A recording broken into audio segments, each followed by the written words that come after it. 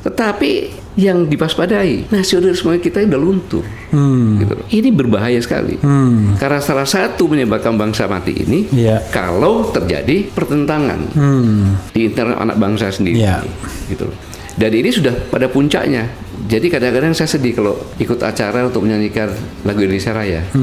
Tanah airku yang mana sebenarnya itu kan. Iya. Jadi ini semuanya karena apa? Karena terjadi kudeta konstitusi. Kudeta konstitusi. Ya.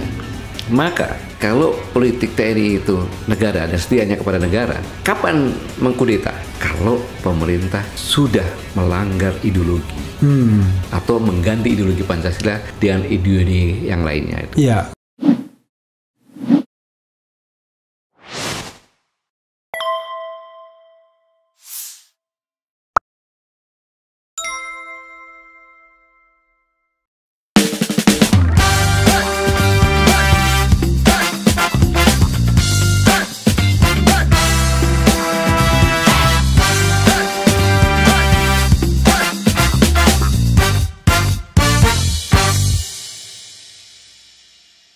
Assalamualaikum warahmatullahi wabarakatuh, sobat RH sekalian. Jumpa lagi kita di channel yang keren ini. Keren saya sengaja keras-keras karena di depan saya soalnya mantan tentara. Kalau prajurit terus ya, jiwa prajurit harus terus, tapi kalau kedinasan selesai. Dan tidak tanggung-tanggung, Jenderal Bintang 4, Panglima TNI, Bapak Gatot Nurmantio. Assalamualaikum warahmatullahi wabarakatuh. Jadi saudara sekalian, saya mikir kapan Pak Gatot ini bisa ke RH Channel ya. Saya sudah berkali-kali interview beliau, tapi interviewnya di tempat beliau pertama kali. 2 kali di tempat beliau, kemudian di kantor beliau. Tidak pernah ke studio RH Channel. Tapi apa masalahnya? Nggak penting masalahnya. Yang penting Pak Gatot mau datang, silakan menyampaikan unek-unek, perspektif, ilmu atau apapun pengalaman. Tapi kalau tidak salah, besok saudara sekalian mau menghadap MPR Pak Gatot ya? Ya. Itu apa yang menghadap MPR?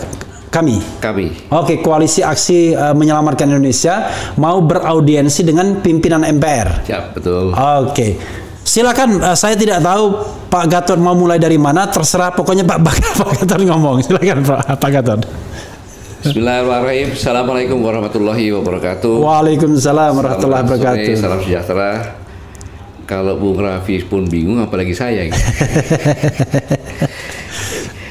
Gini Bung Raffi, ada semacam kegalauan melihat situasi yang terkini gitu. Sama-sama kita ketahui bahwa nuansa kebatinan pendiri bangsa itu merasa bahwa sebagai bangsa yang jajah sekian lama itu terhina, rendah, dan tidak punya inisiatif apapun juga. Gitu. Maka begitu merdeka membuat suatu kisi-kisi atau pagar atau apapun juga yang dimasukkan dalam Undang-Undang Dasar 45 itu dalam bisa dikatakan pembukaan, bisa dikatakan preambul, bisa dikatakan pendahuluan, yaitu melindungi bangsa dan segenap tumpah darah, mencerdaskan bangsa dan memajukan kesejahteraan umum. Jadi benar-benar pendiri bangsa ini memprotek dengan melindungi dan mensejahterakan. Kemudian mengedukasi, mencerdaskan, karena pada saat itu kalau tidak salah hanya 10% yang mulai huruf. Gitu. Kenapa demikian? Ya karena tidak mau terulang kembali gitu. Dan kemudian posesif terhadap tumpah darah, yaitu tanah, air, dengan segala isinya. Karena itu adalah modal suatu bangsa untuk bisa berjalan ke depan adalah rakyatnya dan modal sumber daya alamnya. Rakyatnya, tanah airnya, dan penguasanya pastinya ya. Itu kalau suatu bangsa, tapi itu. Nah, Bung Karno pernah mengatakan bahwa bangsa itu adalah hasrat untuk bersatu. Kondisi saat ini dengan kejadian-kejadian yang terakhir sangat mengkhawatirkan. Jadi nasionalisme Dan Count Scriven mengatakan antara lain matinya sebuah bangsa itu kalau ada konflik di internal kita sendiri gitu, di anak bangsa sendiri gitu. Nah, sehingga tumbuhlah nasionalisme ini, dan ini terbukti. Terbukti ketika tanggal 16 Mei. 16 Mei itu hari apa? Pada saat itu ada seorang warga negara Indonesia, ya, disertai dengan dokumen resmi yang disepakati secara internasional, paspor. Ya. Berkunjung. Ini jangan-jangan UAS ini. Ustadz Abdul Somad. Apapun itu. Tapi Oke. Kalau kita bicara masalah UAS nanti salah membela. Tapi ini warga negara. Warga negara Indonesia ya. Iya. Datang ke suatu negara tetangga bersahabat. Iya. Kan? Kemudian sampai di pelabuhan di negara tersebut. Iya. Ditahan dan dideportasi. Iya. 2 poin. Secara resmi dia datang ke sana, membawa dokumen dari negara Indonesia yang disepakati secara internasional termasuk negara tersebut, dan ada kesepakatan antara Indonesia dengan negara tersebut yaitu Singapura, kita sama-sama bebas visa. Bebas visa sama negara ASEAN lainnya kan? Iya. Apa yang menjadi alasan pemerintah Singapura benar dan kita hargai. Iya. Tetapi yang pertama harus kita lihat itu adalah secara inklusif terlihat bahwa bangsa Indonesia itu di mata, mohon maaf, analisa saya ini, pemerintah Singapura tidak setara, tidak setara. Ya. Kalau setara, seharusnya pemerintah Singapura ini membuat daftar yang diberikan kepada pemerintah Indonesia. Kemudian pemerintah Indonesia memberikan daftar orang-orang yang dilarang masuk negara Singapura kepada Kementerian Kehakiman, Kepolisian dan lain sebagainya, imigrasi, termasuk penerbangan. Sehingga sebelum berangkat sudah tahu dan tidak diizinkan berangkat. Gitu. Tidak perlu keluar biaya kira-kira. Masalahnya bukan masalah biaya. Tidak memalukan negara itu gitu. Oke. Saya tidak benci dengan Singapura, saya dekat dengan pemerintah Singapura, bahkan pemerintah Singapura pada saat saya selesai Panglima TNI, saya kontinsikol ke sana, saya diberi penghargaan tertinggi oleh Presiden Singapura. Presiden Singapura ya? Singapura sendiri yang menyempatkan saya. Tapi ini tidak mengoreksi kepada Singapura, tapi introspeksi ke dalam. Oke. Bahwa tidak setara, karena jurisprudensinya saya sendiri ngalami dengan negara yang lebih besar dan lebih jauh. Dengan negara Amerika Serikat. Pada saat saya akan berkunjung ke sana, kan, saya tidak boleh berangkat. Waktu menjadi Panglima TNI atau setelah? Masih menjadi Panglima TNI. Tidak diizinkan berangkat dan penerbangan pun tidak boleh berangkat membawa saya dan istri saya. Tahun berapa itu? Tahun 2017. 2017. Pada saat akan kunjungan resmi. Saya ke Amerika. Karena terindikasi saya dan istri saya teroris. Wah, luar biasa. Jangan-jangan gara-gara pakai peci putih itu. Saya nggak tahu, tapi itulah etika. Itulah etika. Berarti pada saat itu performa negara kita ini dianggap sejajar dengan Amerika. Dan 3 hari kemudian, selama 23 tahun yang saya dengar tidak pernah mengeluarkan surat pemerintah Amerika kepada negara Indonesia permohonan maaf karena kesalahan administrasi. Oh, ternyata salah input. Salah administrasi begitu. Ini satu poin itu ya. Jadi kesetaraan ini sudah tidak begitu dihargai karena warga negara ini kan bangsa Indonesia yang datang ke sana gitu. Yang kedua, dalam kondisi seperti ini, rakyat Indonesia ini terbelah dua. Ada yang membuli warga negara itu, membela Malaysia, dan ada sebaliknya. Membela Singapura. Dan gitu sebaliknya. Di sini kan nasionalisme kita di mana? Gitu loh. Kalau kita bicara, melihat orang bicara, strata yang paling rendah kan, Bang Raffi bicara ngapain gue dengar? Agak tinggi sedikit, dia masih melihat isinya. Yang paling tinggi kan value-nya yang dilihat. Value-nya yang dilihat. Jadi sebagai warga ini sudah terbelah. Nah, dan ini bukan hanya sekedar itu saja.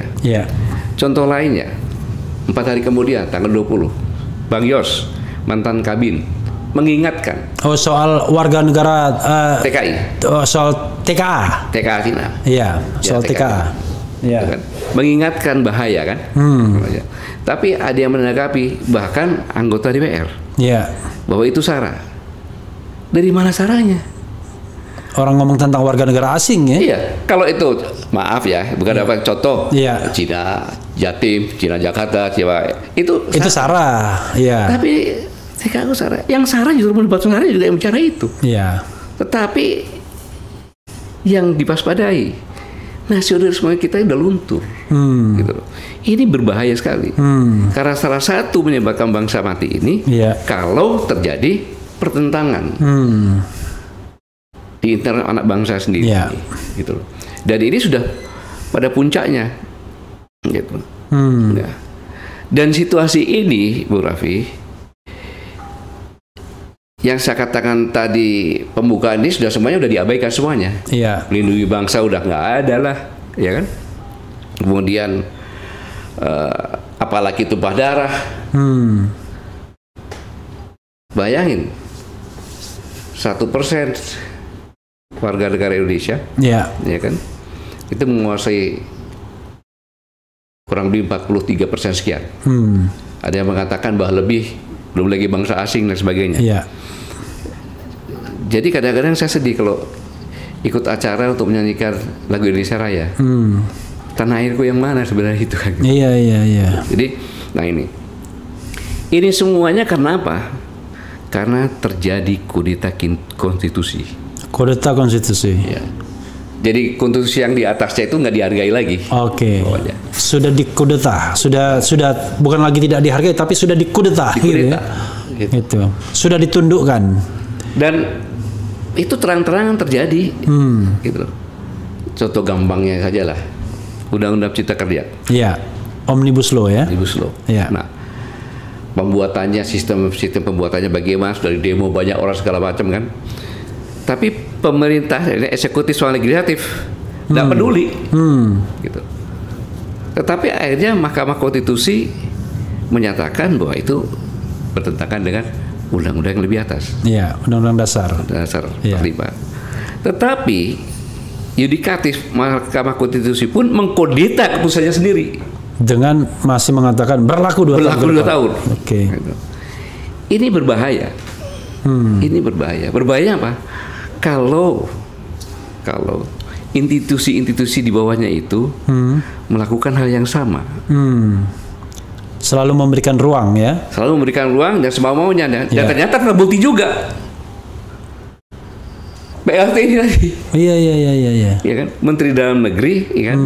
Menunjuk TNI Polri aktif Sebagai penjabat kepala daerah. sebagai penjabat kepala daerah. Bayangkan itu. Nggak usah selesai deh Undang-Undang Nomor 34 tahun 2004 dan Nomor 2 tahun 2002 Tentang TNI, tentang Polri ya. ya, Polri dan TNI. Untuk masuk ASN, yang pertama kali mengundurkan diri.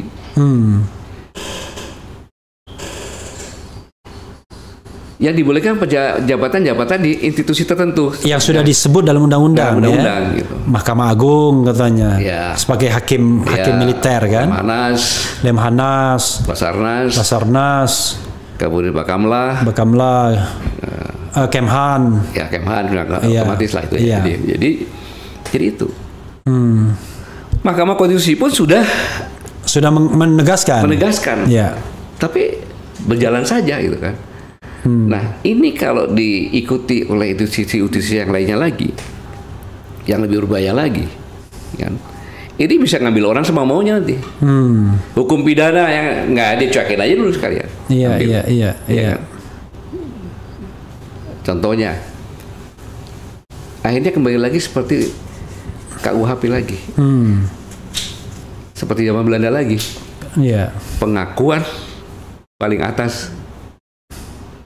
Kan bisa, pengakuan kan bisa diplesetkan. Iya. Bisa direkayasa. Contohnya saya, kan gitu.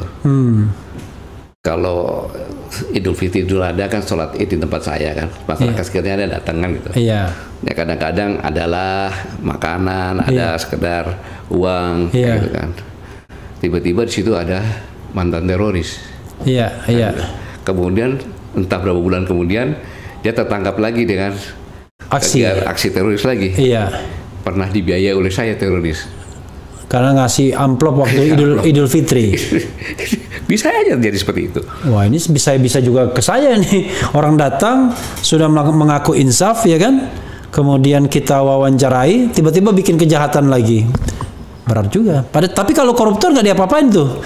Ada podcast sama calon koruptor, besok ditangkap. Cuek aja gitu. Ini yang saya katakan, ini bisa terjadi seperti itu. Iya. Apabila sejak awal kita tidak ingatkan terus anak bangsa ini. Iya. Bahwa dampak dari itu sangat luar biasa. Dan ini dicontohkan oleh suatu negara yang paling tua saya pikir di semangat paling tua di dunia ini. China. Gitu. Di mana ada dinasti Qin. Dinasti? Qin. Dinasti Qin. Qin, bukan King. Qin. Ada dua, ada Qin, ada King. Iya, oke. Itu kalau nggak salah 2021 sampai hanya 2006. Hanya 15-16 tahun. Oke. Selainnya kan ratusan tahun. Iya. Karena itu, aku bilang 200 tahun lebih. Dijajah nggak bisa merdeka. Manusia baik dan meta perjuangan dibuktikan adalah bahwa perjuangan itu mulai dari Sabang sampai Merauke ada pahlawan semuanya. Gitu. Tetapi begitu kita bersatu hanya 4 tahun berjuang. Gitu. Sudah itu pecah. Yang lama perjuangan yang lama dan setelah kita merdeka, Iya. menyatukan, mengintegrasikan bangsa ini gitu. Oke, maksudnya setelah 4 tahun itu setelah 45 ya? Ya, kan 28 dulu. Ah ya 28. 28, Iya. ya kan 28. Dari 28 ini, Iya. kalau kita hitung 28 hanya 17 tahun. Iya. Tapi mulai perjuangannya itu kan 4 tahun. Iya, iya, iya. Sejak Jepang Masuk 41. ya sampai dengan merdeka itu kan 4 tahun yang 4 tahun. Setelah itu maksudnya setelah kita bersatu, Iya. ternyata lebih mudah mencapai Lebih mudah kemerdekaan. mencapai. Nah, ini kan sebenarnya semacam sejarah yang mengingatkan bahwa kita sudah punya modal sebagai bangsa yang baik. Iya. Orang yang baik-baik, kemudian mempunyai mental pejuang, Iya. ya kan? Dan sudah bersatu. Ini dikoyak-koyak. Harusnya kita sadar bahwa ini adalah proksi juga, Iya. gitu loh. Sampai sekarang orang mengatakan cebong, orang mengatakan Kampret. ada mengatakan kampret, kan gitu. Harusnya mulai sejak sekarang ini, mari kita sama-sama hilangkan itu semuanya. Karena di seluruh dunia, bangsa yang paling majemuk itu ya Indonesia ini. Iya, iya, Gitu. iya. Kalau kita mengutamakan perbedaan, tinggal itu waktu aja kita selesai sebagai bangsa ini. Gitu. Iya. Seharusnya perbedaan itu kita kikis, ya, dengan mengutamakan kesamaan. Iya. Pasti ada perbedaan nantinya. Iya. Tetapi perbedaan yang kodrati. Iya, yang sifatnya kodrat ya. Oke. Ya, saya kodrat itu memang Iya. lu kritik, Iya. lu lurus, kayak Iya, gitu. iya, iya, iya. Itu kan ciptaan Tuhan, nggak bisa Iya, diapa-apain. iya, kayak gitu. iya. Nah itu. Ini yang harus sama-sama pikirkan. Mungkin saya sarankan sekarang kalau ada orang yang ngomong cebong, ada orang ngomong kardun, itu bagian dari pada proksi atau orang yang kualitasnya rendah, ya kan, yang tidak tahu bahwa bangsa ini kalau terpecah dia akan hancur. Oke. Kata-kata proksi itu mengandaikan bahwa ada kekuatan asing gitu ya. Dan kemudian kekuatan asing itu ada agennya di sini begitu, Pak Gatot maksudnya. Ya. Jadi gini, Bu Raffi, bahwa sejak abad ke-12 Iya. kerajaan Mongolia itu kan sudah mau datang ke sini untuk menguasai kita. Ya, waktu itu utusannya Mengki. Menghi, yang dipotong telinganya itu. Ya. Ya. Itu Mongol itu ya, bukan Cina itu. Mongol, ya, Mongolia. Zaman Mongolia. Banyak orang mengatakan Cina itu bukan, itu Mongolia itu. Mongolia. Ya. Terus berturut-turut berapa kali kan? Ras kuning juga, Ya, tapi Mongolia. Terus habis itu China masih di bawah Mongolia waktu itu. Ya. Nah, habis itu baru VOC, Portugis, Ya. kemudian Belanda, Jepang, semuanya mengincar. Kenapa?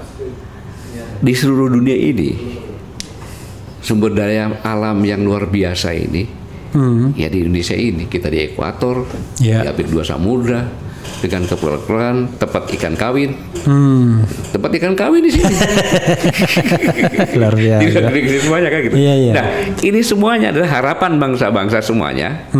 Makanya dulu kan saya pernah ngomong, saya menawarkan sebuah teori bahwa yang tadinya konflik itu berlatar belakang oil, Iya. tempatnya di Timur Tengah, ya kan, nanti akan berpindah ke sekitar ekuator, ya kan, dengan latar belakang ekonomi, yaitu pangan, air, sumber daya lainnya. Saya katakan ekonomi. Ya itu sudah mulai terjadi sekarang ini. Gitu. Termasuk peringatan Bang Yos ya, yang dia mengatakan bahwa ini orang setelah diekspor ke sini, ya kan, itu tidak akan pulang. Jadi mereka akan stay di sini, kemudian mencari KTP di sini secara ilegal gitu, dan kemudian tiba-tiba kita terhenyak, ternyata jumlah mereka sudah ratusan juta, jangan-jangan. Memang kan Bang Yos menyampaikan seperti ini, itu dia sebenarnya teori kuno. Iya. Teori sudah lama berlaku. Iya. Kamu saya tugaskan ke sana dan nggak pulang. Iya. Contoh gampangnya aja. Bikin anak sebanyak-banyaknya bila perlu di sana. Kawini penduduk lokal kan kira-kira begitu. Buktinya benua Amerika. Iya. Benua Australia. Iya. Mana suku Indian? Mana aborigin? Iya. Kan gitu. Iya. Kan wajar mengingat. Yang paling dekat lagi Singapura. Iya. Kan gitu. Saya kan pernah nyampaikan beberapa tahun yang lalu waktu 2014 itu saya sampaikan seperti itu. Dan itu sekali lagi bukan sara ya, karena kita bicara tentang warga negara asing, bukan warga negara Indonesia. Karena warga negara Indonesia kan berasal dari beberapa suku, termasuk juga orang asing yang diwargakan ke sini secara legal. Tapi kita bicara tentang WNA yang ekspansi ke sini, sekali lagi begitu. Iya. Jadi mari sama-sama kalau kita lihat orang berbicara itu jangan melihat orangnya, jangan melihat isinya, coba kita ngambil value-nya gitu. Bahwa Bang Yos itu mengingatkan kita semuanya, ada bangsa semuanya, ambil positifnya, kan gitu. Jangan tiba-tiba langsung menyerang. Lalu diingatkan anak bangsa kita untuk anak cucu kita kok gitu. Nah, akumulasi dari ini kan sangat mengkhawatirkan. Sangat-sangat mengkhawatirkan. Karena sekali lagi bahwa bangsa ini bisa mati kalau kita abai. Kita tidak tahu permasalahan yang sedang kita hadapi dan kita tidak tahu menghadapinya gitu.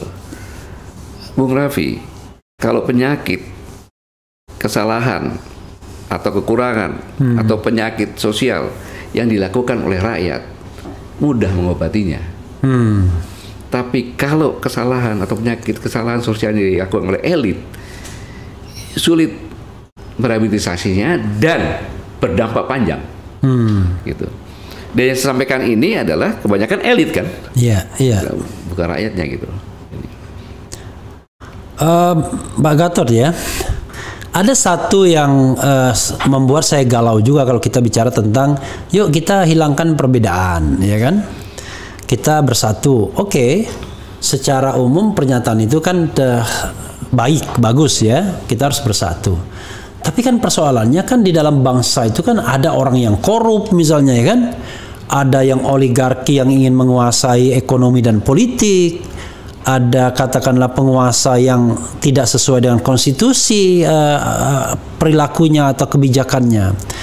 Kan dalam kondisi seperti itu kan kita harus bersuara, mengkritik untuk meluruskan lagi katakanlah haluan bangsa ini kan. Nah, yang begitu-begitu kan potensial sekali dia, wah kita menyulut perpecahan dan lain sebagainya, tidak pro NKRI. Seolah-olah pro NKRI itu kalau kita mengendorse kekuasaan, walaupun kekuasaan itu kita anggap tidak benar misalnya. Gimana? Nah, itulah pentingnya berpikir secara waras. Yang saya katakan kewarasan. Ya. Jadi kedaulatan tertinggi di negara ini di tangan siapa sih? Rakyat. Ketika rakyat melihat, mendengar, mengetahui bahwa ada kekeliruan yang dilakukan oleh seseorang, mengapa dia tidak boleh bicara? Hak dia kok, kedaulatan di tangan dia kok. Hak konstitusi dia menyampaikan pendapat di muka umum. Gitu. Jadi kalau ada korupsi teriakan saja, ya kan? Tetapi janganlah ada kelompok-kelompok. Tapi nggak bisa juga ya. itu kelompok-kelompok dibayar juga, jadi hidupnya seperti itu, hidupnya dengan dibayar oleh koruptor, dibayar oleh orang yang seperti itu untuk menantang. Iya, itu yang persoalan itu yang, kan. Ya, yang atau penting. kita jadikan musuh bersama aja yang orang kayak begitu. Ya seharusnya demikian. Iya. Ya. Disinilah letaknya apabila aparatur penegak hukum benar-benar sadar, dia punya jiwa nasionalis dan dia tahu bahwa semua yang terjadi ini, yang dia lakukan sekarang ini adalah untuk anak cucunya, kehidupan bangsa yang lebih lestari, kan gitu. Ini nggak akan masalah sebenarnya, gitu. Nggak ada masalah sebenarnya.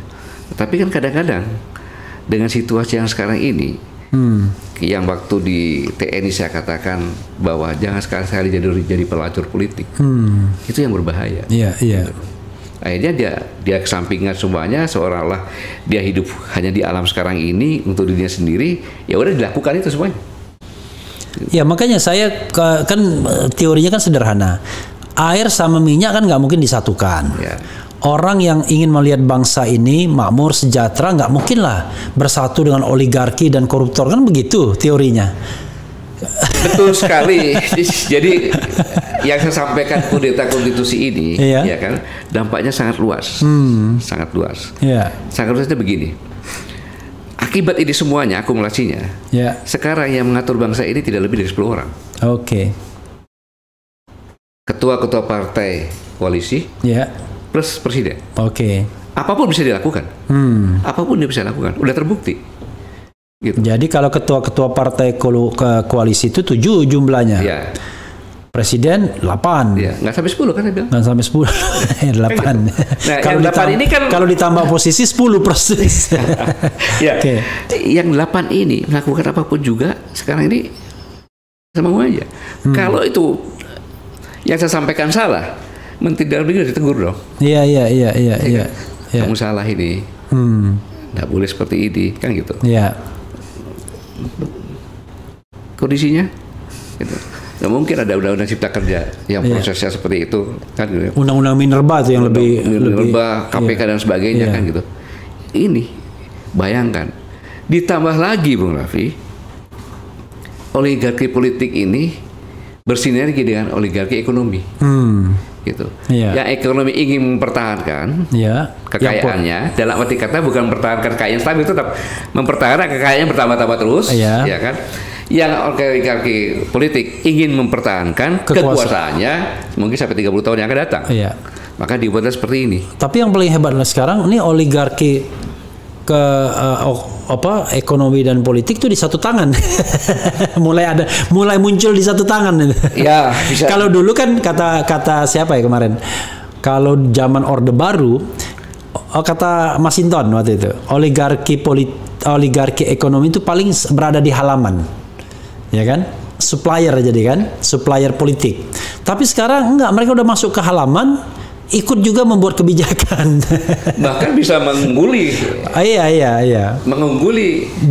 Bisa mengkudeta kebijakan bisa. Kekuasaan yang benar. Bisa. Ya sekarang kalau di daerah-daerah sama gubernur, orang mau jadi bupati, orang mau jadi gubernur perlu uang berapa? Punya nggak kekayaan segitu? Ada yang bandarin nggak? Kompensasinya apa? Kan begitu. Akhirnya kan oligarki politik akan kalah dengan oligarki ekonomi. Apapun dibaik-baik tetap saja merugikan rakyat Indonesia. Dan yang paling jelas lagi, Bung Raffi, yang saya khawatirkan yang kedua, bangsa ini kehilangan harapan masa depan. Ada orang mengatakan, tahun 45 nanti 2045 kita akan sebagai ekonomi nomor 3 dunia. Kan, kita begini. Saya bilang kalau kalian pret, saya bilang.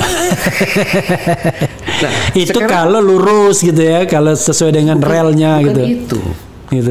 Kita ini sudah kehilangan tanggung jawab GBHN, sudah kehilangan. Jadi mana ada kita bilang tahun 45 kalau sekarang tahun 22, ya kan, 23 tahun lagi. Rencana apa yang lu buat? Ini sedangkan kita nggak punya rencana jangka panjang. Kan gitu. Dan seorang presiden pun bebas buat rencana tanpa pertanggungjawaban. Kalau GBHN kan jelas. Rencana 25 tahun, ya kan? Seorang presiden begitu ada kesalahan, MPR memanggil. Sudah seperti Pak Habibie contohnya dan sebagainya. Kita nggak ada itu. Mana bisa? Bung Raffi aja punya anak, nggak mungkin cuma saya nanti kalau anak saya umur 5 tahun saya sekolahkan TK. Udah itu kan nggak dong. Iya. Ini negara yang begitu besar. Gitu. Ini yang harus saya mengajak kita semuanya waspada, khususnya ada di saya para mahasiswa ini. Dia akan menerima tongkat estafet kepemimpinan bangsa ini. Kayak apa nantinya gitu. Iya, tapi begini Pak Gatot ya.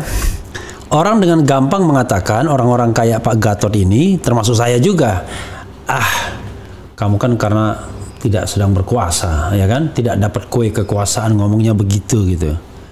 Itu gimana Pak?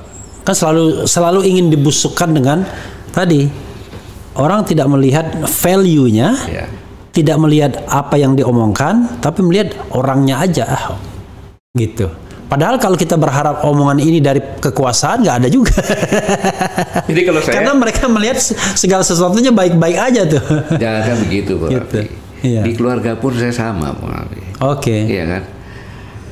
Keluarga saya berkatakan kamu ini selama dinas tidak mikirin anak-anak, tidak ngurus anak-anak. Kan? Memang saya kan sejak muda bolak-balik ke timur-timur, pulang dibok sama yang lain, berangkat lagi dan sebagainya.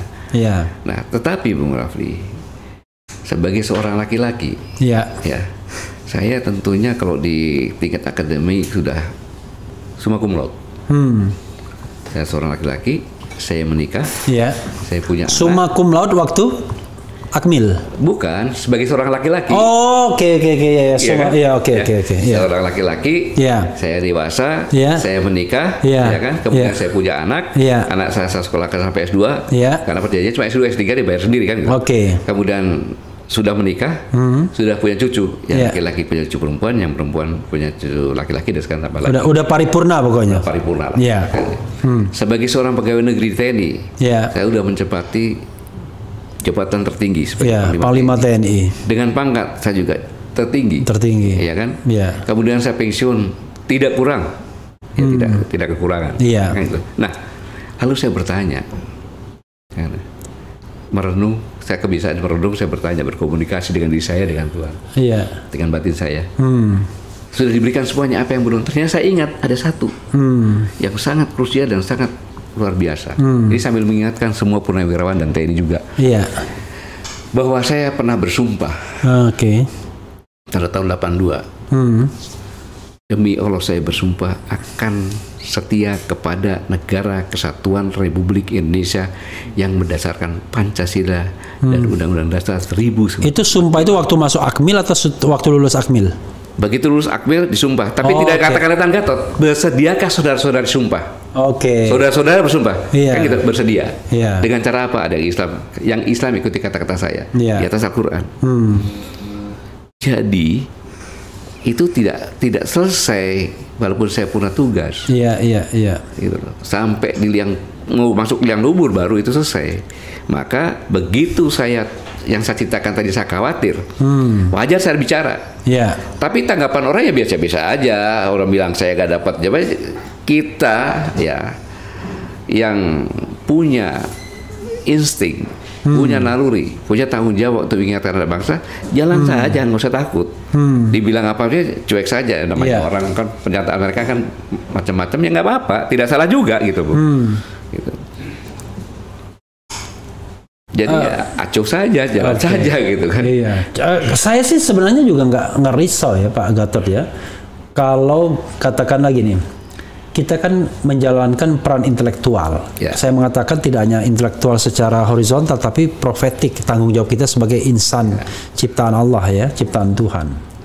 Tapi yang saya galaukan ini adalah kecenderungan pemerintah, penguasa yang bisa menggunakan segala cara untuk dalam tanda kutip mengkandangkan orang-orang yang so-called dianggap kritis ini dengan cara apapun. Sehingga saya kemudian bertanya, kok negara ini makin tidak melindungi segenap bangsa ya?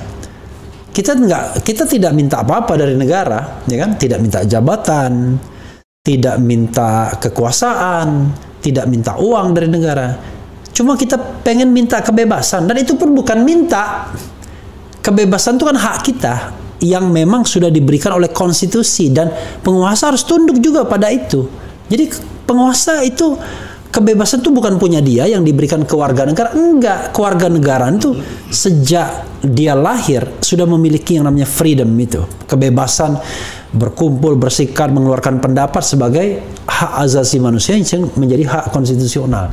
Tapi akhir-akhir ini setelah berapa tahun, 24 tahun reformasi, kok saya merasa makin nggak terlindungi ya kita sebagai bangsa ini ya. Makin tidak terlindungi, benar gitu. Ya saya kira apa yang dirasakan Bang Refli ini dirasakan banyak juga oleh anak bangsa. Iya. Karena memang itu tadi saya bilang, yang namanya kudeta konstitusi kan nggak peduli sama konstitusi. Iya. Udah nggak peduli konstitusi, seharusnya seperti Bang Refli ini dibayar. Dibayar, tidak usah, pemerintah ini tidak usah mengeluarkan tim untuk mengoreksi, ya kan? Tetapi dengan adanya seperti ini, program seperti ini, bisa mendengarkan gitu, bisa mendengarkan. Untuk mereka dan pendidikan bagi masyarakat, ya. Gitu. Kan gini Bung Refli, bangsa ini kalau tidak punya kemampuan melestarikan dirinya, hukum rimba akan terjadi. Iya. Siapa yang lebih kuat dia akan menang. Iya. Hukum rimba terjadi itu. Bangsa kita bisa jadi bangsa kelas 2 kayak bangsa embe bahkan bisa punah. Iya. Gitu loh. Nah, inilah perlunya. Sebenarnya sudah dibuat dalam konstitusi kita. Ada yudikatif, ada eksekutif, ada legislatif. Tapi permasalahannya karena sistem oligarki tadi ini, ya kan? Yang eksekutif merangkul yang legislatif, ya kan? Sekarang 82% menjadi satu. Yang satunya ini eksekutif menyelenggarakan penyelenggaraan negara, yang ini mengawasi. Si pengawas ini sudah, walaupun dipilih oleh rakyat, tapi kan ini legislatif ini kan Dewan Perwakilan Partai kan. DPP. Karena lebih patuh kepada partainya, bukan kepada rakyat yang memilih. Kita diskusi silakan deh. Kalau udah berani ngomong bertentang nggak berani, ada recall. Pergantian antar waktu. Itu sebabnya. Nah, inilah pengawas. Sudah itu yudikatif pun sekarang jadi satu lagi. Kan gitu. Apa yang diharapkan? Semau-mau gue dong. Bagaimana saya akan melanggengkan kekuasaan saya dengan mulus, ya kan? Maka yang dianggap kerikil-kerikil yang menghambat disingkirkan. Apapun caranya. Nah, ini bisa atas perintah dari atas, tapi yang berbahaya adalah analisa kesimpulan dari institusi yang bawah yang ingin dilihat bahwa dia berperan, sehingga dia bisa naik lagi gitu. Nah, ini yang bahaya. Institusi yang mau cari-cari muka itu, cari muka itu gitu. Cari muka untuk naik jabatan. Dan ini sistem ini sama. Zaman Belanda itu kan yang berbahaya bukan Belandanya, bule hitamnya, pribumi yang bule hitam kan gitu. Sama juga. Jadi karena kalau yang dalam bentuk lain saja gitu. Kalau cuman Belandanya nggak banyak orangnya. Tapi kalau dia menggunakan, dulu ada istilahnya Marsose apa-apa gitu, dia bisa menguasai seluruh Indonesia. Pak Gatot, kalau saya ngomong ya, ini Pak Gatot barangkali harus objektif juga. Ngomong sama Pak Gatot nggak ngomong TNI kan nggak asik banget rasanya sebagai mantan Panglima TNI. Saya terus terang ya mewakili mungkin kegalauan masyarakat. Kan kita tahu salah satu amanat reformasi itu adalah mengakhiri dui fungsi ABRI atau TNI. Kalau ABRI berarti kan TNI dalam Polri dong sebenarnya kan ABRI itu. Tapi saya lihat belakangan ini kecenderungan untuk TNI dan Polri juga masuk ke ranah politik itu kok makin kuat ya, makin kencang. Bahkan to some extent, nih mohon maaf nih kalau keliru ya teman-teman TNI dan Polri, sepertinya kalau Anda tidak berkolaborasi dengan kekuasaan dan penguasa, maka jangan harap Anda akan di jabatan-jabatan strategis di institusi polisi dan tentara itu sendiri. Jadi prinsip meritokrasinya udah gone with the wind, sudah lama hilang. Komentar Pak Gatot. Apa bukti-buktinya yang seperti itu yang kata-kata pernyataan apa itu? Misalnya buktinya penjabat kepala daerah. Kan itu kan institusi sipil. Kalau tidak salah, correct me, ada Polri aktif yang menjadi komisaris BUMN, ya kan? Dan rahasia umum lah jabatan-jabatan yang kemudian kok setelah yang bersangkutan katakanlah sama isunya dengan para pengkritik, para pendukung pemerintahan ini, ya bilang kadrun lah, bilang ini radikal lah, bilang ini ekstrim dan lain sebagainya, ya kan? Mengadakan tindakan-tindakan yang justru terhadap masyarakat sipil, gitu, naik pangkatnya, ya kan? Bahkan sampai di pucuk pimpinan atau pangkat tertinggi misalnya, tanpa harus menyebut nama. Nah, atau misalnya ini anak sudah akan dilihat karena dia punya relasi-relasi dengan penguasa hari ini, naik juga, baik di institusi Polri maupun TNI, kan terlihat dengan jelas itu. Artinya dua hal.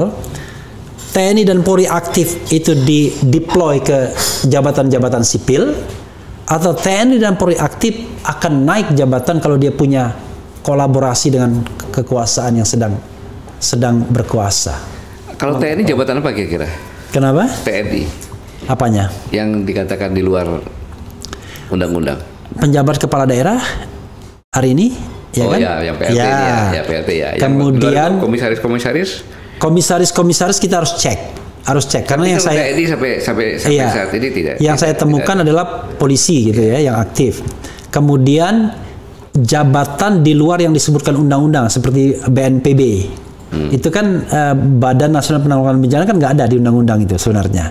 Nah, itu kan baru satu tuh. Nanti mulai nih penjabat kepala daerah juga boleh. Kan lama-lama meningkat. Tapi kan ada dua fenomena yang saya sebutkan tadi.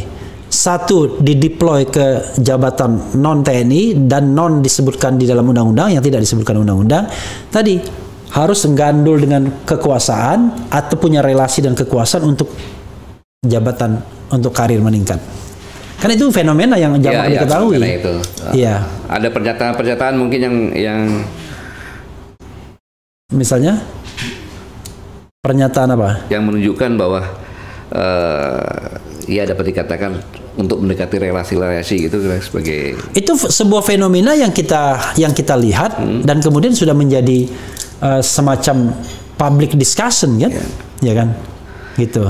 Jadi kalau saya nggak tega menyebutkan orang karena kalau menyebutkan orang ini kan selalu ada potensi untuk dianggap melakukan pencemaran nama baik. Tapi kan sebenarnya gini, hukum kita itu tidak boleh orang itu diadukan pencemaran nama baik kalau dia mewakili kepentingan publik. Nah ini kan kita tidak sedang bicara tentang private matters, tapi kita bicara tentang public matters ini, masalah-masalah publik, ya kan begitu? Paham, ya. Iya. Jadi gini, jelas di Undang-Undang TNI nomor 34 tahun 2004, ya, itu hampir dikatakan tidak punya peluang itu. Ya. Tapi kok di PNBP itu kan institusi bentukan baru, di mana PNBP ini adalah memerlukan BNPB. sorry BNPB. Badan Nasional Penanggulangan Bencana. Itu contoh ya kasus. Penanggulangan bencana itu mungkin ada kepres atau apapun juga yang membolehkan TNI karena memang itu diperlukan. Ya, tapi kepres kan tidak. Kepres kan tidak boleh di bawah undang-undang kan. Tidak biasa kayak gitu. Oh iya, oke, silakan. Gitu kan. Kalau di TNI, saya jamin di luar itu komisaris atau apa tidak ada. Ya. Karena selalu khususnya di zaman saya kalau coba saya cek ya sambil silakan Pak Gatot ya. Itu. Tetapi kalau kepolisian mungkin tolong dicek kepada kepolisian sendiri ya kan latar belakang apa yang bisa menyebabkan seperti itu. Tetapi itu kan sudah kesepakatan dalam reformasi dan sudah ada undang-undangnya. Jadi ya seharusnya pimpinan yang tertinggi dalam ini presiden, eksekutif tertinggi itu yang mengetahui itu melarang, gitu, melarang dan seharusnya pimpinan yang tertinggi di institusi itu pun melarang gitu. Oke, ini saya kasih contoh nih ya, kan biar tidak fitnah ya, dan juga tidak personal. Saya tidak ingin personal kan kita bicara institusional ya. Misalnya ini ada seorang perwira tinggi TNI AL ya diangkat sebagai komisaris di sebuah BUMN. Ya, Kalau Ada. itu BUMN-nya itu Pindad, Enggak. Kemudian- Non Pindad. Pindad, kemudian Non-Pindad. PT PAL, kemudian Dirgantara. Bukan. Tidak. Bukan. Oh, itu Jadi ini orang ya, dia dideploy dulu kan gini dalam kondisi aktif, ya. dia kemudian menjadi pejabat eselon 1 di kementerian. Lalu dia rangkap jabatan sebagai komisaris BUMN. Padahal dia masih aktif karena dia di institusi yang membolehkan TNI aktif. Nah itu dikomisariskan. Itu kan enggak? Di Departemen Pertahanan itu, Bukan. Di Dewan Ketahanan. Dewan Ketahanan. Ya. Gitu. Ya tanyalah di sana. Kalau seandainya Enggak, saya hanya ingin membuktikan Ya, pada Pak Gatot betul. ada, bukan nggak ada. Dan itu suatu hal yang Gitu. Gitu. yang sangat tabu ya. Iya. Sangat tabu. Bahkan sekarang sering saya ditanya, Pak, sebenarnya TNI itu loyalitas tegarusnya kepada siapa sih? Kan gitu kan ada Iya. itu kan gitu. Jadi, nah ini hal yang perlu saya ingatkan dulu kepada publik, bahwa seandainya TNI itu loyalitas tegak lurusnya kepada pemerintah, Iya. ya, maka pada perang kemerdekaan kedua, di mana pas itu Pak Dirman diajak oleh Bung Karno, ya di sini saja bersama-sama saya, kamu lagi sakit. Iya. Kira-kira bangsa ini dijajah oleh Belanda lagi nggak? Gitu. Ya, lama lah merdeka. Itu satu kan. Iya. Yang kedua, ketiga tahun 64, 65, ya, kalau yang namanya Menteri Angkatan Perang Pak Nasution, kemudian Kepala Staf Angkatan Darat Ahmad Yani. Jenderal Ahmad Yani, kemudian Kepala Cuat Cadangan Umum Angkatan Darat Majen TNI Soeharto, Iya. dan Komandan Resimen RPKAD Kolonel Sarwedi Wibowo. Iya. Itu loyalitas tegak lurusnya kepada pemerintah. Kira-kira kita ini sekarang negara komunis bukan? Ya, mungkin negara komunis. Karena ya oke, ya. Lalu Contohnya begini, Bung Karno ketika proklamasi tidak mengatakan kami negara Republik Indonesia menyatakan dengan ini kemerdekaannya. Tapi Bung Karno mengatakan kami bangsa Indonesia iya. menyatakan dengan ini kemerdekaan. Mengapa bangsa? Iya. Karena baru rakyat Indonesia yang mempunyai hasrat bersatu Iya. dalam bentuk bangsa inilah Iya. yang menyatakan merdeka. Belum punya Negara, belum punya pemerintahan, apalagi Iya. pengakuan. Karena itu yang dideklarasikan bangsa Ya, memang. dan hal-hal yang berkaitan akan diselesaikan dalam waktu yang sesingkat-singkatnya. Nah, setelah itu yang pertama kali dibuat adalah pemerintahnya. Sehari kemudian, ya. Lahirlah Undang-Undang Dasar 1945. Ya. Itu yang mengatur pemerintahan kan, berarti pemerintahan udah ada, Ya. gitu kan. Ya. Selanjutnya wilayah. Ya. Yang saat didahului oleh Sri Sultan Hamengkubuwono dan yang lain-lainnya yang mengatakan saya mengakui bahwa presiden dan kami bersama-sama, tetapi saya menguasai wilayah ini. Ya.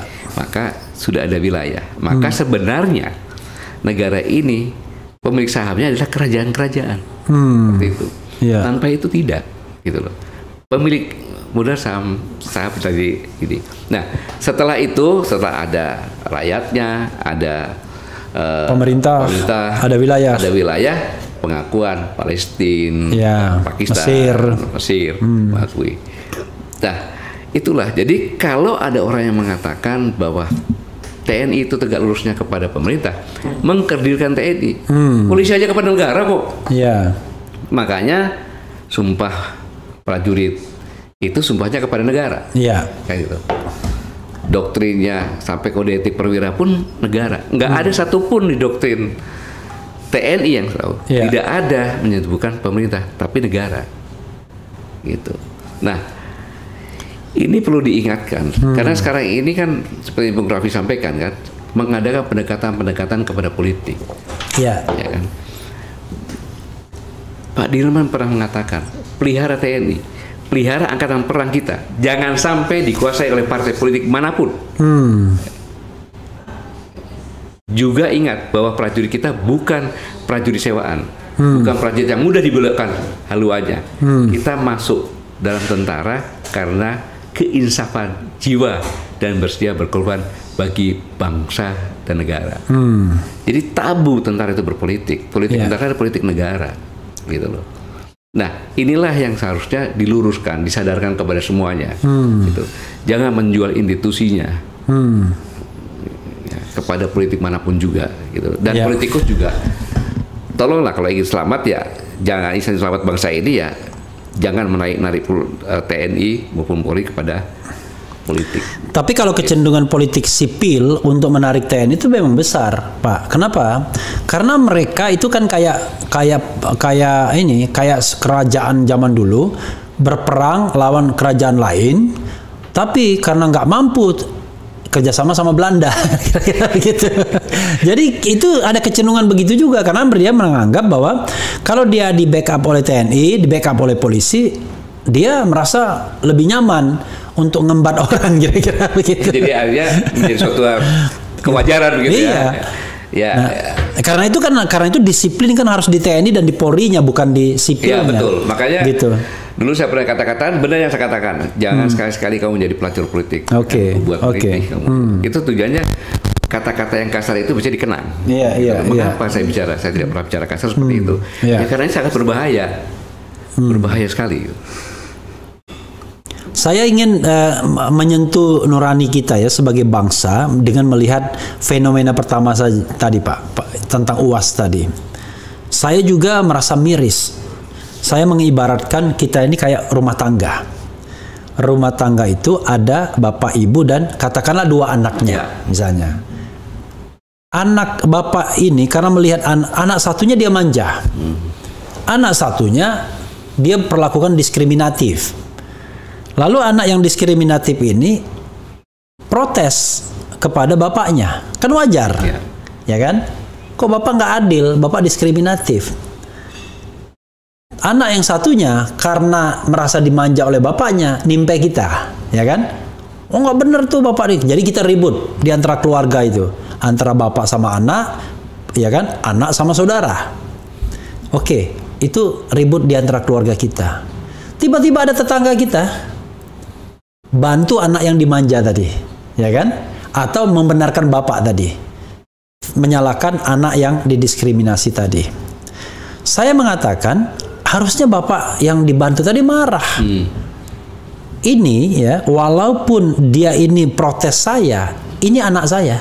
Kamu nggak usah ikut-ikut, kamu orang lain. Kan harusnya begitu tuh. Tapi ini enggak. Justru terkesan, ini mohon maaf nih, ya kan, terkesan seperti Pak Gatot tadi katakan, ini anak yang dimanja oleh negara tadi itu tambah semangat ketika dibantu tetangga untuk ngantem saudaranya, ya kan. Bapak yang tadi diskriminatif, ya kan, yang marah karena dikritik oleh anaknya, tambah cuek, ya kan, membiarkan saja anaknya diantemin oleh tetangga, kira-kira begitu. Ini kan logikanya di mana itu Pak? Coba komentar Pak. Logikanya adalah bahwa tinggal nunggu saja keluarga itu hancur kan ya. Dan itu adalah proses yang terjadi ya, pada dinasti-dinasti dulu seperti itu. Gitu. Memang sengaja diobok-obok ya. Dia obok untuk bisa menguasai. Dan cara itu adalah cara kuno yang masih aktual sampai dengan saat ini gitu. Karena cara yang paling mudah. Kita melipat gandakan kekuatan dengan memanfaatkan kekuatan yang sudah ada kan gitu. Nah, jadi kolonialisme kan seperti itu. Jadi negara dikatakan besar kalau dia punya banyak koloni kan gitu. Nah, pada tahun 40-an kan seperti itu. Ya akhirnya mereka membuat koloni. Cara koloninya itu seperti kita ini kan sebenarnya ditipu. Belanda itu cuma dagang kok. Sama-sama aja dagang-dagang aja. Begitu dia buat benteng-benteng, buat jalur supaya kuasai, dia dikuasai semuanya. Nah, tetapi proses masukan kan harus berpihak dulu dengan salah satu. Gitu. Nah ini adalah saya terima kasih Refli menyampaikan seperti ini. Jadi ini adalah kenyataan yang ada dan di mana-mana gitu loh. Apalagi dalam suatu negara yang punya kekayaan yang sangat luar biasa. Ya saya katakan harkat hidup bangsa di dunia itu tergantung di Indonesia sebenarnya. Gitu. Ini pasti akan menjadi incaran dan berbagai cara itu dilakukan. Gitu. Jadi kondisi yang sekarang kita alami ini, saya yakin itu bukan karena ulah anak bangsa sendiri, tapi ada tangan-tangan yang tidak lihat. Proksi tadi ya. Proksi tadi itu. Nah, ini ada satu hal yang barangkali sering disalahkan ya dalam hal kita ingin menyatu sebagai bangsa. Selain tadi bapak yang tidak adil tadi, bapak yang berat sebelah dan lain sebagainya. Ini ada kecenderungan untuk ekstrim misalnya. Kalau kita bicara wing politik kanan dan kiri, ya kan? Selalu yang disalahkan dua kelompok ini. Ada yang menganggap bahwa bahaya ke depan itu adalah ekstremisme, ya kan? Terorisme, kemudian kadronisme. Kira-kira ini untuk melakukan delegitimasi terhadap kelompok kanan. Ya sudahlah, kelompok kanan itu FPI, mungkin PA212.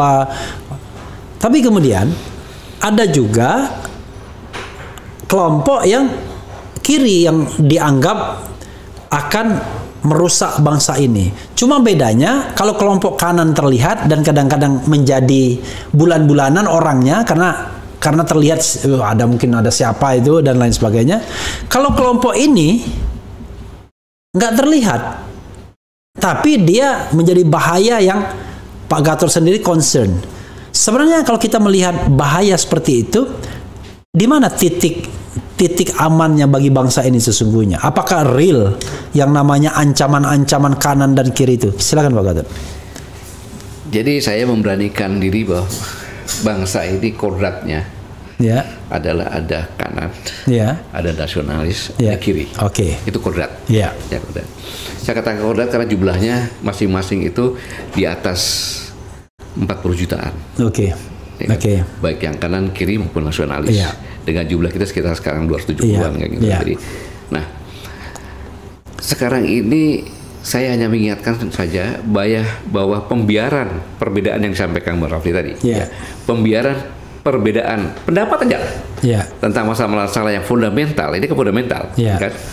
Ini adalah suatu kekeliruan yang sangat besar dan sangat luar biasa dan sangat berbahaya terhadap keutuhan bangsa, gitu loh.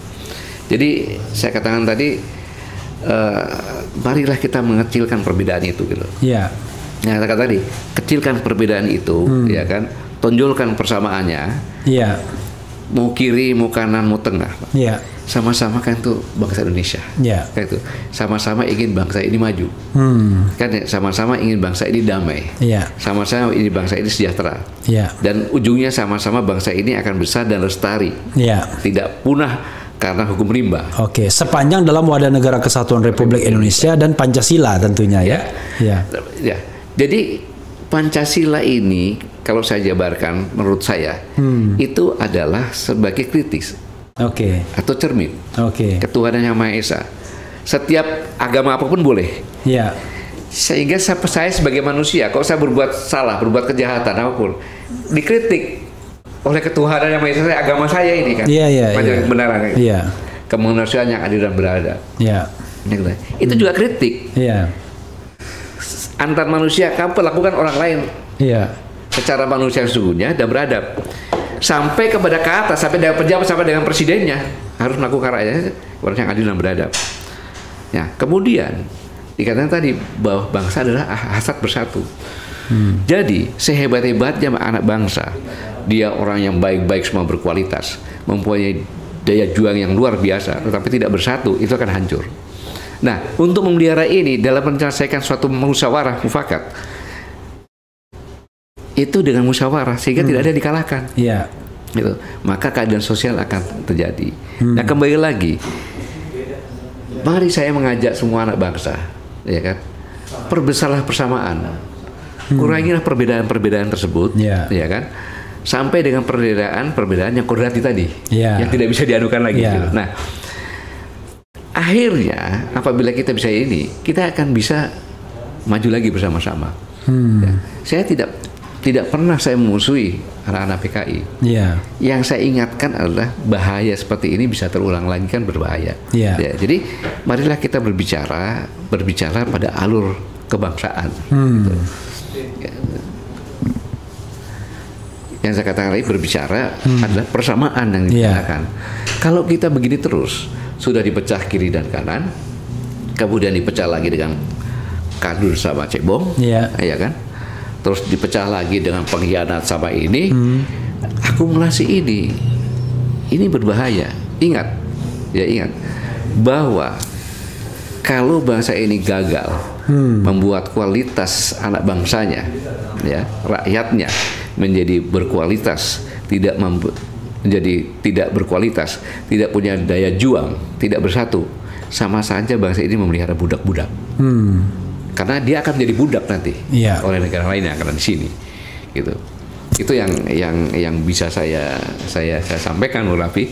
Jadi mari kita tonjolkan persamaan, ya, mengeliminir semua perbedaan-perbedaan sampai dengan perbedaan yang kodrati. Mudah-mudahan dengan demikian akan bisa menyatukan bangsa ini dan kita dengan mudah maju. Saya ingin membacakan beberapa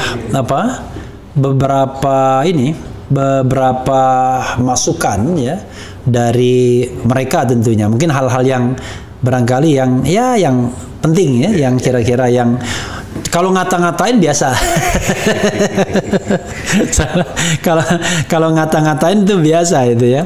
Saya udah kebal itu. Makanya saya bilang katakan itu hak kan. Ya, sepanjang orang, ya kan, mau ngatain kita, mau berpendapat apa tentang kita, saya nggak terlalu peduli. Yang peduli itu kalau mau mengkriminalkan. Nah, kalau mengkriminalkan udah beda lagi kan. Siapa pula mau dikriminalkan kan, kira-kira begitu. Padahal kalau dia mengata-ngatain kita ini, ya, kan dia melihat kan. Ya. Sudah menyimak kan. Alhamdulillah, malah alhamdulillah, ya kan. Artinya dia menambah pengetahuan juga walaupun dengan cara ngata-ngatain. Dan kita ini juga sudah ditonton 15.000 orang.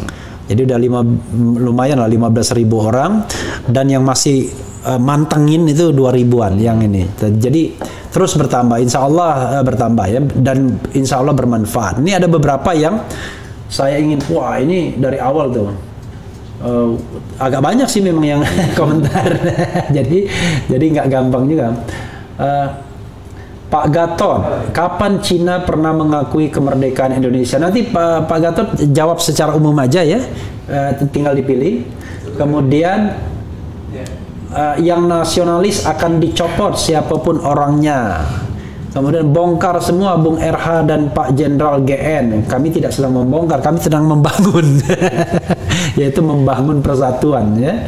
Kemudian negara kan yang menjalankan pemerintah. Negara itu siapa yang melaksanakan? Oke, negara itu pemerintah atau penguasa itu hanya satu bagian, ya kan? Ada wilayah, ada rakyat. Bahkan rakyat yang paling penting dalam unsur dari negara.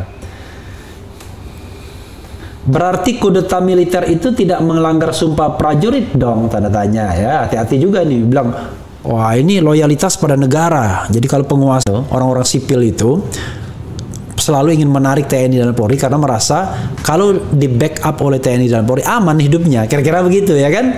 Nggak akan diintimidasi orang dan tidak akan dipidanakan. Akibatnya jangan heran TNI dan Polri banyak yang jadi centeng-centeng, backing dari mereka yang berkuasa atau mereka yang beruang, kira-kira begitu. Dan lain-lain. Pak Gatot banyak sekali, ya. 32 tahun ABRI kan dikuasai oleh orang pro Soeharto, ya, bilang gitu, ya. Oke. Nah, ini yang mantap, ya, yang membuat kita dosa kita akan berkurang dan kita merasa lega. 2 orang yang dipecat dan sakit hati. Dipecat oleh siapa gitu? Saya sama daerah sekalian, ya, kalau dikatain itu malah ketawa, saya senang, ya, karena dosa berkurang. Yang penting jangan dikriminalkan, kira-kira begitu, ya. Kita ini bukan orang jahat tapi orang kritis, iya, ya, kira-kira begitu. Oke, sobat daerah sekalian, saya kembalikan kepada Pak Gatot untuk menanggapi secara umum, sekalian nanti closing statement ke kamera boleh juga, Pak. Silakan. Jadi yang tadi tanyakan loyalitas kepada negara sehingga kudeta gitu kan. Iya. Ya, jadi saya hanya mengingatkan saja bahwa TNI itu sumpahnya adalah setia kepada negara kesatuan Republik Indonesia yang berdasarkan Pancasila dan Undang-Undang Dasar 1945. Saya yakinkan bahwa semua prajurit TNI adalah prajurit-prajurit yang beragama, gitu, yang beragama.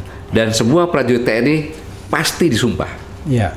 Maka kalau politik TNI itu negara dan setianya kepada negara, kapan mengkudeta?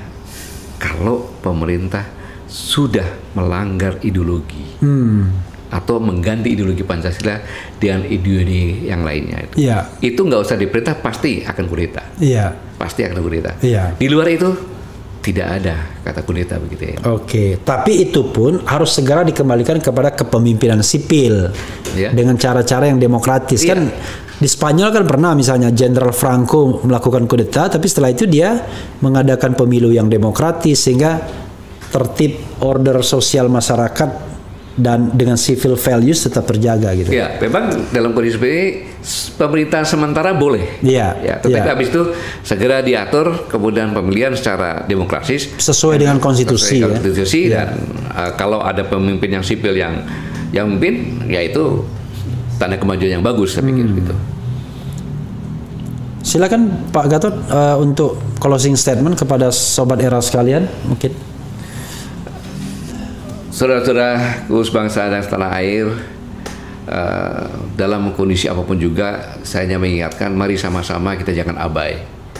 Mari sama-sama sebagai anak bangsa kita tahu permasalahan-permasalahan yang dihadapi oleh bangsa ini. Kalau kita tidak tahu permasalahan, maka kita tidak tahu bisa mengatasinya. Dan permasalahan yang paling krusial yang bisa membuat bangsa ini mati adalah dua, yaitu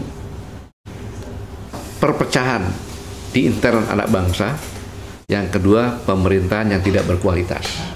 Ini akan membuat bangsa ini tidak punya daya saing, dan hukum rimba pasti akan tetap berlaku, yang lemah pasti akan kalah dan bisa punah. Maka saya ajak, kita ini suatu bangsa yang majemuk, yang perbedaannya paling banyak di antara seluruh bangsa-bangsa di dunia. Jadi jangan mengekspos perbedaan, tapi mari sama-sama kita mencari persamaan. Semakin banyak persamaan, semakin pelan-pelan kita mengeliminasi kekurangan-kekurangan atau perbedaan-perbedaan kita sampai perbedaan yang hakiki yang tidak bisa dirubah, yaitu kodrat. Kalau orang Papua keriting hitam, saya sawo matang, ya kan, kemudian Manado putih dan lain sebagainya, agama pun dan sebagainya. Jadi ingat bahwa bangsa ini untuk bisa maju, modal yang utama adalah rakyat yang baik. Saya yakin bangsa Indonesia adalah rakyat yang baik. Kemudian rakyat yang punya mental pejuang. Saya yakin karena sudah dibuktikan di semua kabupaten dan kota Madia ada Taman Makam Pahlawan. Hanya satu saja kekurangan kita adalah bersatu. Dan kita pernah buktikan dengan bersatu, sejak Sumpah Pemuda kita bersatu, hanya 17 tahun kita bisa merdeka. Jadi marilah kita bersatu, sama-sama membangun. Jangan takut sebagai rakyat pemegang kedaulatan mengkritik, asal gunakan kritik dengan cara beretika berdasarkan konstitusi. Sekali lagi, mari kita bangun bangsa ini, kita siapkan semuanya untuk anak cucu kita yang lebih baik. Terima kasih. Wassalamualaikum warahmatullahi wabarakatuh. Selamat sore, salam sejahtera. Waalaikumsalam warahmatullahi wabarakatuh. Ya, sobat era sekalian, itu tadi dari Pak Gatot Nurmantio, Jenderal TNI Purnawirawan, mantan Panglima TNI. Ya, banyak yang sudah kita bicarakan. Sekali lagi, ada 3 level. Ya, ada yang lihat orangnya, ada lihat pembicaranya, ada lihat value-nya. Kami tidak ingin mendikte mau lihat apanya. Lihatlah semuanya. Lihat orangnya boleh, lihat pembicaranya boleh, lihat values-nya boleh ya. Yang penting adalah kita berusaha untuk memberikan sharing ilmu pengetahuan, pengalaman kepada sobat era sekalian dan kepada siapapun di Republik Indonesia ini. Dan sekali lagi, bersatu itu jauh lebih baik ya, tetapi bersatu yang didasarkan pada values, nilai-nilai yang memang diakui baik, benar, dan konstitusional tentunya. Wassalamualaikum warahmatullahi wabarakatuh. Waalaikumsalam warahmatullahi wabarakatuh.